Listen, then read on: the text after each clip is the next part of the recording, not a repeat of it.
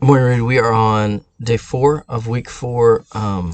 And this week we're talking about where's God in the midst of suffering? Where's God in our pain and and and and suffering? Philippians 4:6-7 is our memory verse. Do not be anxious about anything, but in every situation, by prayer and petition, with thanksgiving, super important, present your requests to God, and the peace of God, which transcends all understanding, will guard your hearts and your minds in Christ Jesus.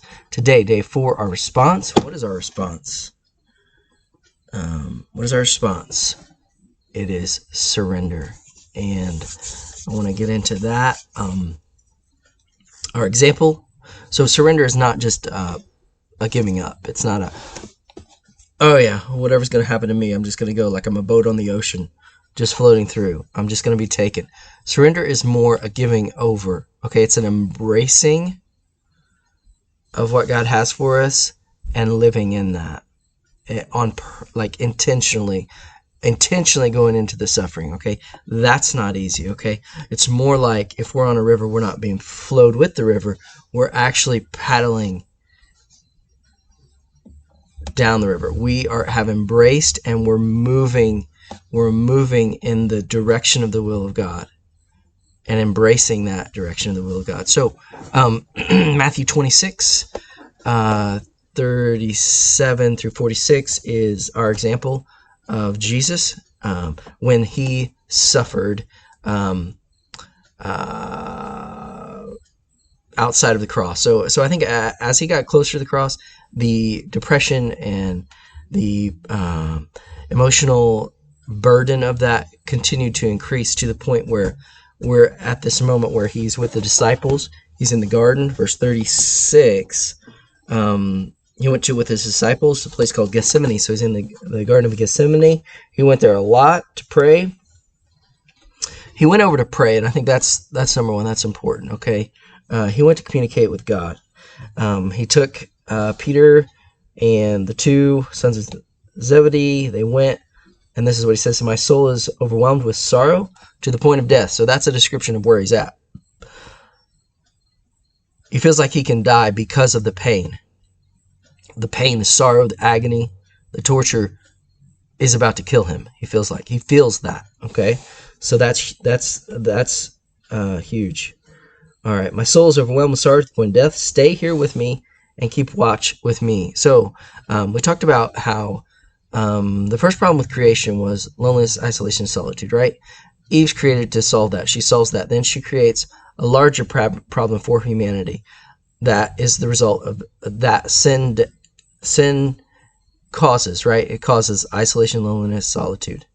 Okay? Because it separates us from those who we sin against, and it separates us from God who we sin against, right? So we've got this point where Christ is entering into solitude, loneliness, and isolation. Okay, and the first time he's not the first time, but he experiences this here. All right, he asks him to keep watch for him. He asks him to pray with him. He asks him, in my time of the biggest point in my life where I'm grieving the most, just be here, be present with me, pray with me. So he falls on his face to the ground praying, "My Father, if it's possible for this cup to be taken from me, take it. And then, yet not as I will, but as you will." So he surrenders there. He gives over there.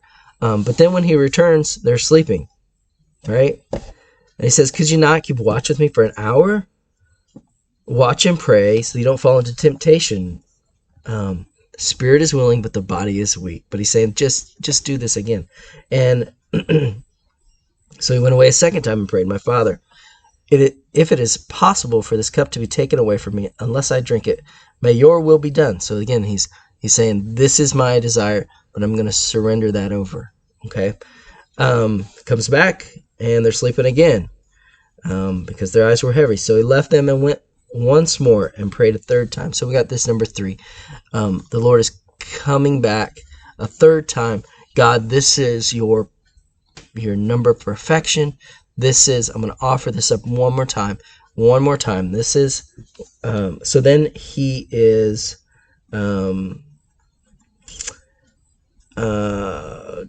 he prays and then comes back and they're sleeping again. So he experiences that loneliness, and then the time comes, and he says the moment is here, and then he's into it. So he goes 3 times to the Father, cries out, and he says, "Not my will, but your will be done." And he surrenders over to that.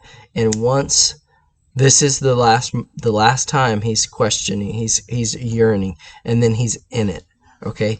And he moves forward into it, and he embraces the cross, okay? And it wasn't that they threw the cross on his shoulders. He embraced the cross, okay? And there's that beautiful picture of him clinging, like in the Passion of Christ. He's clinging like, this is why I'm here. This is the fulfillment of my life. So I think we got a little bit ahead of ourselves, but so how could he do that? How could he give over his will? And I think there's 3 things, okay? Number 1, there is this idea that and we talked about this yesterday, that the Father loved him. The Father loved him. Number 2, he loved Jesus, and the Father loved us. This was for us. Father loved him. He loved his disciples. He loved the people around him. He loved us, humanity. And the third thing in that is there was a joy that was set before him. We're going to talk about later in Hebrews 12. There was a joy that's set before him, right? So he's looking, number 1, he's looking at the Father, the love for the Father. He's looking at the love for humanity, us, his disciples. He can picture those people. This is why I'm doing that. But then also he can see the community that he has in the Godhead. He can see, I'm going to be restored to community, right? When we talked about how, just now, we talked about how sin causes separation, loneliness, isolation, solitude, right?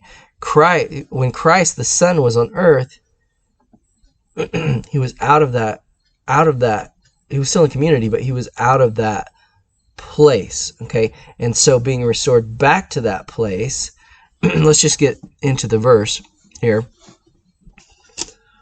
So Hebrews 12:2. Now, surrender isn't easy, right? But Hebrews 12:2, and it's right after, don't forget where we are, Hebrews 11. Yesterday we talked about that, the book of faith, by faith, by faith, by faith, by faith. And then we talk about the nameless people, right? Now we're in chapter 12, where we're talking about, chapter 12 picks up with, so you've got this great cloud of witnesses around you, which referring to those of faith. And it says, let us throw off everything that hinders and the sin that so easily entangles, and let us run with perseverance the race marked out for us. Let us fix our eyes on Jesus, which we're doing now, the author and perfecter of our faith, who, and this was the third reason why, who for the joy set before him endured the cross, scorning its shame. And then this is that third thing, the restoration of community. And sat down at the right hand of the throne of God. Consider him who endured such opposition from sinful men, so that you may not grow weary and lose heart. Okay? So, those 3 things gave Christ the motivation. We have those same things, right? We have the love of the Father. We have the love of others. We can see God will use our suffering so that we can love others better, so that we can know what they're going through and endure with them and love them through that. And then we also have the restoration of community, right? When we are fully restored back into our rightful state after this life, right? Okay, so those 3 things are what gave Christ a desire to do that. Okay, 1 Peter 5:6-7 says, humble yourselves therefore under God's mighty hand, that he may lift you up in due time. cast all your anxiety on him because he cares for you. Okay. Yesterday we talked about how we've got this two-fisted approach, right? We're in suffering. We're in a world where things aren't the way they're supposed to be. And on the one hand, we trust God in the death, we trust God in the life, and we trust God in the death. In one hand, we trust God in the pain, and we trust God in the good times, right? We trust God in the sickness, and we trust God in the health, right? We're two-fisted. Yes and yes. Okay? So we've got this double-fistedness, right? And in that double-fistedness, we can hold up a hand against God and say, I can't believe you let this death, this illness, this pain, I can't believe you did this to me. And hold that fist up to God, right? Or